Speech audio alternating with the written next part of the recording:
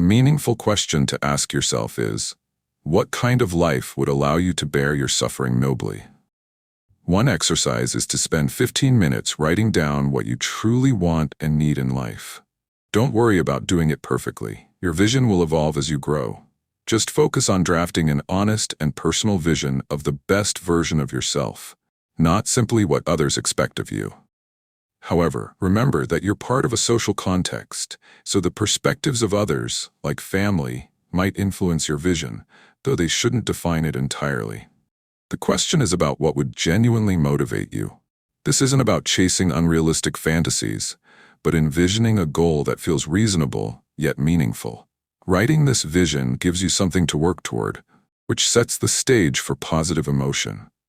Interestingly, people often say they just want to be happy, but upon deeper analysis, it becomes clear they're more concerned with avoiding excessive suffering. True happiness seems more tied to enthusiasm and the feeling of being inspired, actively pursuing a goal, rather than a fleeting sense of contentment.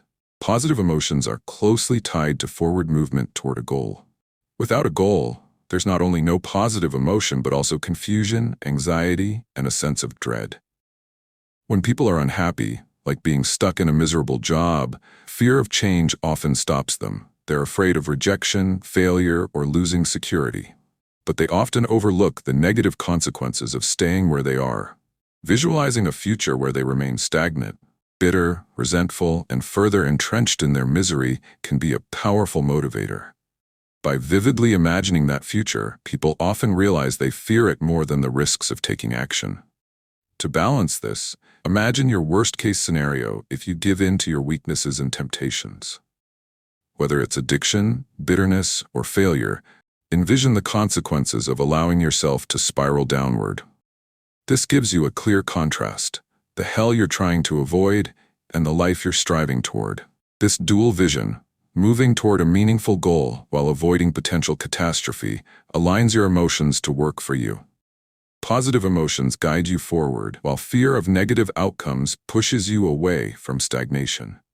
These emotions don't just make you feel better, they enhance focus, motivation, and the ability to act. Ultimately, the pursuit of meaningful goals activates a deep motivational system within us, one that's fundamental to feeling purpose and enthusiasm.